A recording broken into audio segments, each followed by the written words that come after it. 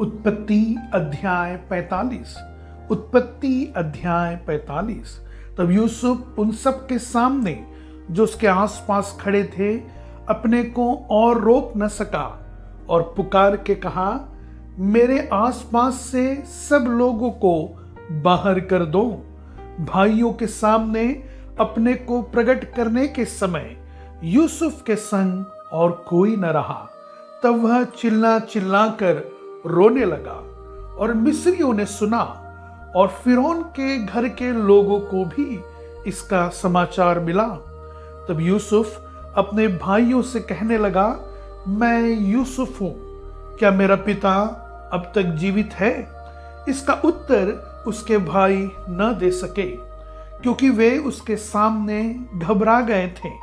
फिर यूसुफ ने अपने भाइयों से कहा, मेरे निकट आओ। यह सुनकर वे निकट गए। फिर उसने कहा, मैं तुम्हारा भाई यूसुफ हूं जिसको तुमने मिस्र आने वालों के हाथ बेच डाला था। अब तुम लोग मत पछताओ और तुमने जो मुझे यहां बेच डाला इससे उदास मत हो, क्योंकि परमेश्वर ने तुम्हारे प्राणों को बचाने के लिए मुझे तुम्हारे आगे भेज दिया है। क्योंकि अब 2 वर्ष से इस देश में अकाल है और अब 5 वर्ष और ऐसे ही होंगे कि उनमें न तो हल चलेगा और न अन्न काटा जाएगा। इसलिए परमेश्वर ने मुझे तुम्हारे आगे इसलिए भेजा कि तुम पृथ्वी पर जीवित रहो और तुम्हारे प्राणों के बचने से तुम्हारा वंश बढ़े। इस रीति अब मुझको यहाँ पर भेजने वाले तुम नहीं, परमेश्वर ही ठहरा। और उसने मुझे फिरौन का पिता सा और उसके सारे घर का स्वामी और सारे मिस्र देश का प्रभु ठहरा दिया है। अतः शीघ्र मेरे पिता के पास जाकर कहो, तेरा पुत्र यूसुफ यह कहता है कि परमेश्वर ने मुझे सारे मिस्र का स्वामी ठहराया है, इसलिए तू मेरे पास बिना विलंब किए चला आ। तेरा निवास गोशेन देश में होगा और तू बेटे पोतों, भेड़ बकरियों, गाय बैलों और अपने सब कुछ समेत मेरे निकट रहेगा। और अकाल के जो 5 वर्ष और होंगे उनमें मैं वही तेरा पालन पोषण करूंगा। ऐसा न हो कि तू और तेरा घराना वरन जितने तेरे हैं वे भूखों मरे। और तुम अपनी आंखों से देखते हो और मेरा भाई बिन्यामीन भी अपनी आंखों से देखता है कि जो हमसे बातें कर रहा है वह यूसुफ है। तुम मेरे सब वैभव का जो मिस्र में है और जो कुछ तुमने देखा है उस सब का मेरे पिता से वर्णन करना और तुरंत मेरे पिता को यहाँ ले आना। तब वह अपने भाई बिन्यामीन के गले से लिपट कर रोया और बिन्यामीन भी उसके गले से लिपट कर रोया। वह अपने सब भाइयों को भी चूम कर रोया और इसके पश्चात उसके भाई उससे बातें करने लगे।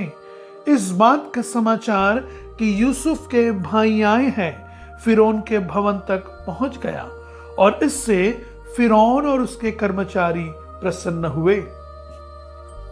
इसलिए फिरौन ने यूसुफ से कहा, अपने भाइयों से कहें कि एक काम करो, अपने पशुओं को लाद कर कनान देश में चले जाओ और अपने पिता और अपने अपने घर के लोगों को लेकर मेरे पास आओ और मिस्र देश में जो कुछ अच्छे से अच्छा है वह मैं तुम्हें दूंगा और तुम्हें देश के उत्तम से उत्तम पदार्थ खाने को मिलेंगे।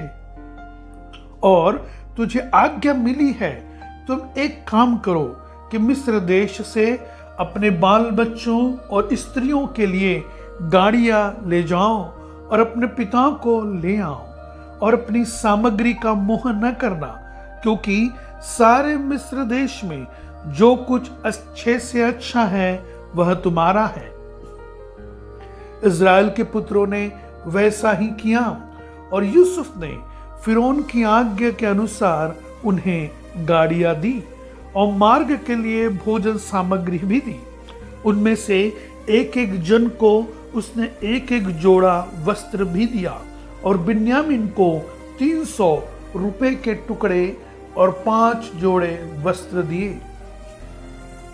अपने पिता के पास उसने जो भेजा वह यह है, अर्थात मिस्र की अच्छी वस्तुओं से लदे हुए 10 गधे, और अन्न और रोटी, और उसके पिता के मार्ग के लिए भोजन वस्तु से लदी हुई 10 गधियां।